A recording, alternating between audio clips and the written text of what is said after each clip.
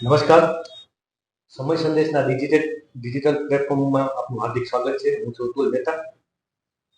સમય સંદેશના આંગણે આજે સાયન્સ ફેડરેશનના પ્રમુખ, નવનિયુક્ત પ્રમુખ મુકેશભાઈ પાઠક મુલાકાત આવ્યા છે. પહેલા તો આપણે સાહેબ ખૂબ ખૂબ અભિનંદન સાયન્સ ફેડરેશનના પ્રમુખ બન્યા તે બદલ. સાયન્સમાં આપ ક્યારે જોડાયા, સાયન્સમાં ક્યાં ક્યાં હોદ્દા પર રહ્યા એની વિગતવાર દર્શકોને વાત જણાવશો. જાયન્ટ ઇન્ટરનેશનલ સ્વર્ગવાસ નાના ચુડાસમા 1972માં સ્થપાયેલી સ્વદેશી સંસ્થા છે. ઇન્ટરનેશનલ બેઝ ઉપર કામ કરે છે કે જે જાયન્ટ્સની અંદર સમગ્ર દેશમાં તો એમનું નેટવર્ક છે, ક્લબ છે, પણ આપણે ક્લબ શબ્દ એટલા માટે નથી વાપરતા કે આ સ્વદેશી સંસ્થા છે એટલે આપણે ગ્રુપ શબ્દ વાપરીએ છીએ કે જે ઇન્ટરનેશનલ બેઝ ઉપર દેશમાં તો ખરી પણ વિદેશમાં પણ કાર્ય કરે છે, જેની અંદર વિભાજન કરેલું છે કે ભાઈ એક રાજ્ય વાઇઝ એક ફેડરેશન બનાવેલા છે. તો સમગ્ર ગુજરાતમાં કાશ્મીરથી લઈને કન્યાકુમારી સુધી, ગુજરાત, મહારાષ્ટ્ર, મધ્યપ્રદેશ, કોઈ પણ રાજ્ય એવું નહીં હોય કે જ્યાં જાયન્ટનું કામ નહીં ચાલતું હોય. સમગ્ર દેશની અંદર ફેડરેશન લેવલે સેવાકીય પ્રવૃત્તિ કરે છે, જેનું હેડક્વાર્ટર મુંબઈની અંદર છે. મારો પ્રવેશ જાયન્ટ્સની અંદર 1999-2000ની સાલમાં જ્યારે હું ઉના દીવ વિસ્તારમાં જોબ કરતો હતો ત્યારે પહેલવેલી મારી એન્ટ્રી થઈ. ત્યારબાદ 2001માં મારી ટ્રાન્સફર થઈ, જુનાગઢ અમરેલી થઈને હું જામનગર આવ્યો. ત્યારે 2002થી જામનગરના group giant group of Jamnagar વેસ્ટમાં હું જોઈન્ટ થયો. ત્યારથી સતત આજ સુધી જોડાયેલો છું, 2025 સુધી, એટલે કે 2024નું એન્ડ આવે છે અત્યારે, જેની અંદર અમારે ફેડરેશન જે અલગ અલગ કાર્ય કરતા હોય. ગુજરાતની અંદર 3 ફેડરેશન કાર્ય કરે છે. એક ફેડરેશન 3A છે જેનો વિસ્તાર વડોદરાથી લઈને વાપી સુધીનો છે. 3B કે જેનો વિસ્તાર સમગ્ર સૌરાષ્ટ્ર કચ્છ, અને ત્રીજું છે ફેડરેશન 3C કે જે અમદાવાદથી લઈને આબુ રોડ સુધી કાર્ય કરે છે. જેમાં 3B એટલે સૌથી મોટું છે કે જેની અંદર અંદાજિત 45 જેટલા ગ્રુપ આવેલા છે.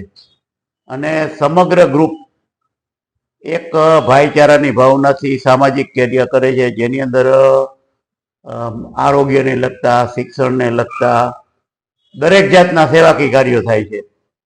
હું 2002થી સતત જોડાયેલો છું. મારા ગ્રુપની અંદર 2009ની અંદર હું પ્રેસિડેન્ટ થઈ ચૂકેલો છું. ત્યારબાદ 2013થી ફેડરેશનમાં એન્ટ્રી લીધેલી છે.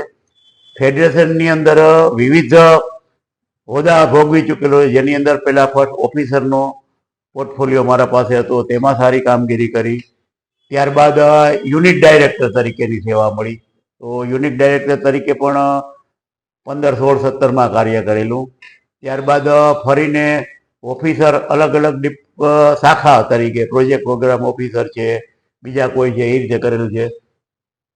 2018ની અંદર ફેડરેશન સેક્રેટરી તરીકે, જ્યારે જામનગરના પ્રેસિડેન્ટ હતા ત્યારે સેક્રેટરી તરીકેની સેવા આપેલી છે.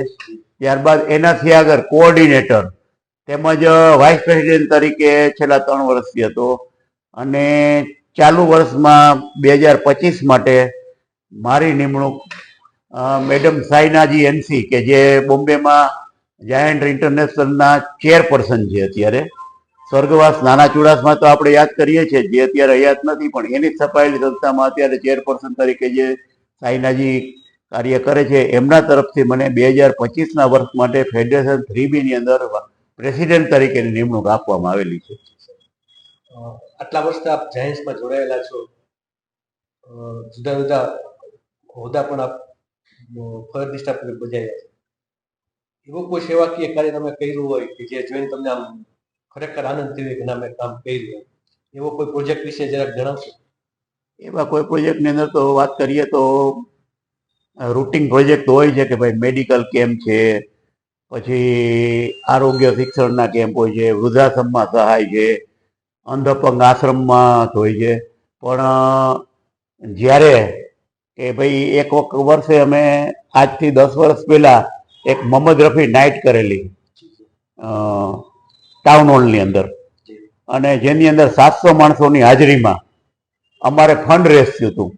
ઈ ફંડ અમે સેવાકીય કાર્યોમાં વાપરેલું અલગ અલગ જગ્યાએ. ત્યારબાદ એક વખત શ્રીનાથજીની ઝાંખી કરેલી. જે પણ ફંડ રેસ થયું એ પણ અમે સેવાકીય કાર્યોમાં વાપરેલું.